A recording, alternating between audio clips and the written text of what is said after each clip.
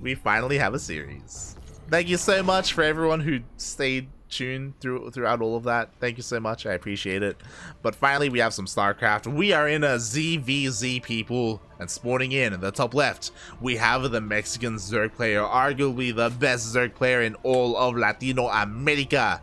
El Chamaco himself, El Chupacabra. He sucks the blood of goats. He is Cham.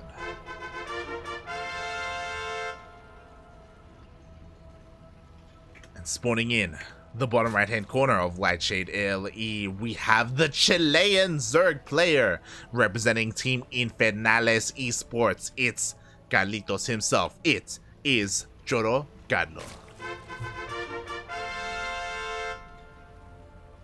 Oh my god. And I am shocked that Chorocarlo did not go for a 12 pool. I'm shocked. I'm disappointed. I'm a little bit sad. And a little bit hungry as well. I didn't have breakfast today. Oh god. Hold on. There we go. So yeah, what is the plan here as Chorocarlo is going for a hatch pool opening? Meanwhile, Cham going for Le Hatch gas pool, a lot more standard from Cham. Chorocarlo did delay his gases, honestly, by quite a bit. His gases are very late in comparison to Cham. What does this mean? Not the biggest of deals, but Cham will have a pretty big advantage where he's going to have link speed and his opponent will not. And this window, I mean, this window could be huge. Could be. Cham doesn't have to utilize it if he doesn't want to. And yeah, no aggressive openers at all. Of course, like we could still see like some hyper aggression off of 2 bases. We could see a link flood. We could see a hidden Evo chamber for +1 melee. It's Lightshade we're talking about. I would be surprised if we end up going up to 3 bases and going into roaches. Like that would be shocking to me. Especially because I know Cham wants to get through this tournament relatively quickly because he also wants to play in ESL Open Cup Asia. Like that, he's got another tournament to play in later on in a couple of hours. So we will see how this goes. As Chorocarlo, he's sending his first couple of links across the map just to scout, nothing too crazy, you know, we still got our queens on the way. Cham is getting a second gas? Oh my god, what is going on? It's 2 base roaches, that's what's going on. Like a second gas is a massive tell. These things, they got a lot to scout and they are not going in. Oh, he checks the third instead. No. Chorocarlo, please. With 3 lings, he could have totally made it past these 2 queens. Not anymore. So instead, Chorocarlo, he's just checking the third bases. He wants to see the timing, confirms that there is none, but he doesn't know what's going on. He hasn't checked the gases. He hasn't seen the gases. It could be 2 base Muta, it could be 2 base Lair, could be 2 base anything. What it is 2 base Roach. As roaches are on the way, queens are waddling across the map. Where is the Overlord? Where is the what? What? Chorocarlo, please. These 2 overlords are not where they need to be. They need to be one at least around the middle, the other. Sure, check the third base, but they're just completely out of position. And the queens are waddling across the map, and Chorocarlo has no idea. He doesn't know at all. He's in, because he's in the dark. So one thing that he does know, he knows that there's no third base, right? He knows about the 2 base aggression, so he's walling off. Right? Makes sense, but his Roach Warren is so late, and he needs spines. If he knew this was coming, and if he had an Overlord, 3-4 spines would be on the way. And he doesn't have any on the way. Roach Warren finally finishes and he can start Roach production, but he's droning up. He's droning up because he just doesn't know. And now in comes Cham. Roach Ravager, hello. He is here, knocking on the front door. Evo Chamber will go down immediately. There's no defenses whatsoever. There's a couple of queens and a couple of roaches are coming out, but it's not going to be enough. The queens are being focused down. They don't have enough energy for transfuse. The boys are being forced off the line.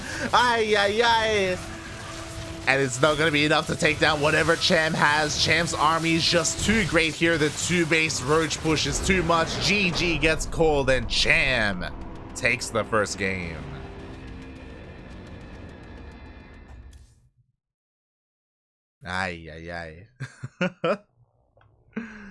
GG.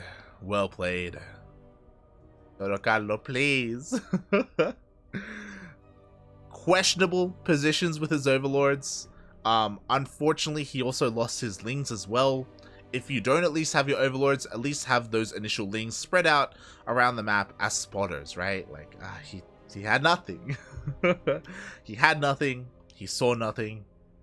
And in the end, Cham took full advantage of that. GG. GG. Meanwhile, in the chat, I can see los chilenos have arrived. Máximo, Supremo, bienvenidos, bienvenidos. They are some Latin American Spanish community members, viewers. Welcome, welcome. Oh, and we'll see if Carlitos can fare a little bit better in game number 2. Oh boy. Personally, I hope so. I hope so. We'll see. We'll see.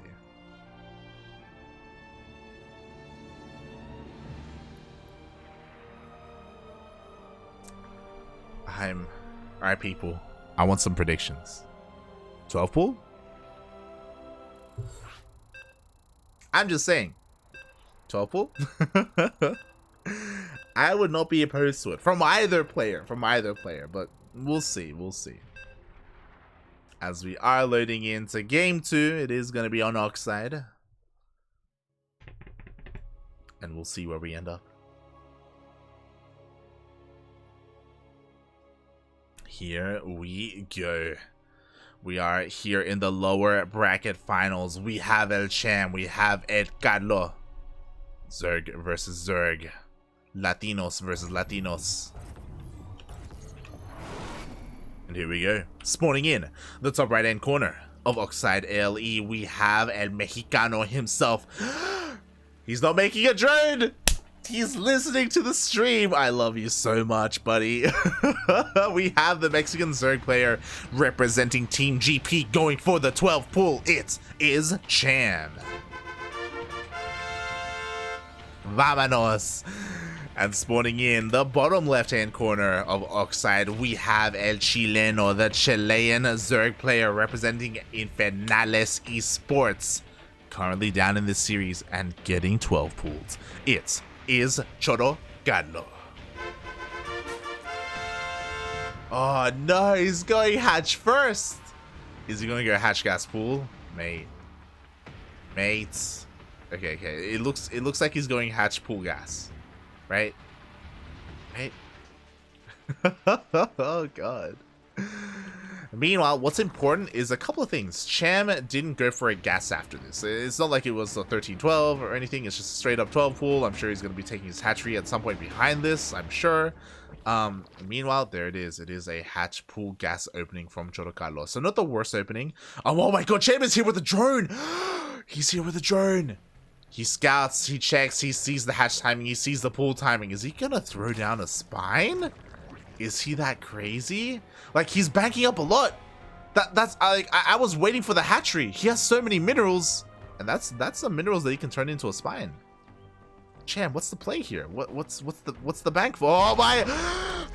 Oh, he mistimed it. He mistimed it again. Cham, please.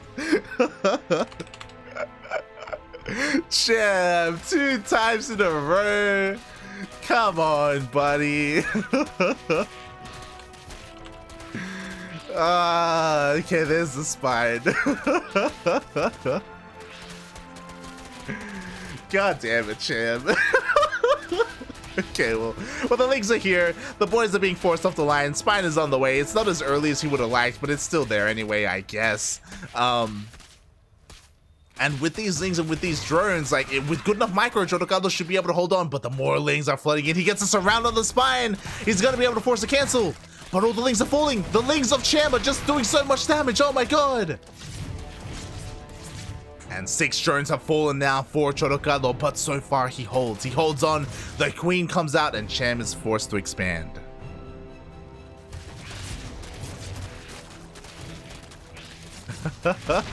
Oh my god, the queen fell! Lings, where were you? Papi, please, where was the second queen? Like, Chorocarlo, I thought you defended, I thought you held, but he did not. Oh my god, the second follow-up push is here and the hatchery is being focused down. It falls. Chorocarlo loses his natural. Ay, ay, ay.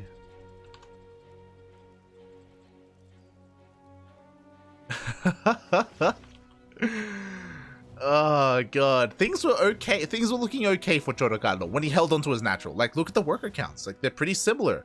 He was okay, but he only had a single queen on the low ground.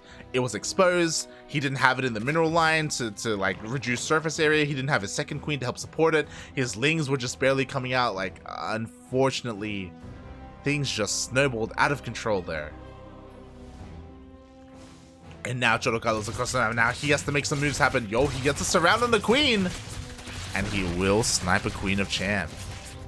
It's a small win, but it's a win regardless. Like, Carlitos needs something. He needs something, you know? Oh my god. I see chat catching up. Saberlight's freaking out. Oh god. Cham was twice. He tried it twice. Oh my god. Poor Cham. Bearing in mind that Cham does have a ping disadvantage because he is playing from Korea on an American server, so that does come into play. It does come into play. It's not all Cham's fault. It's not all Cham's fault. We love you, Cham. We love you. Oh god. Meanwhile, we have a follow-up. Lings are being banked up. Cham barely droned up. He did a little bit, but barely. Instead, we have a Baneling Nest. Ling speed is about to finish up. He's going for a massive Ling Bane Flood. He's looking to end the game. And once again, what is with the Overlord positioning? This is not the Overlord positioning for ZvZ. Carlitos, please. In comes the Ling Bane again. He just had very limited vision. He doesn't have his own Baneling Nest. He droned up. In come the Banelings, and they're gonna crash into the Lings and the drones of Chorocarlo. The queens get surrounded. Everything is falling, and GG gets called. Cham takes the series 2-0.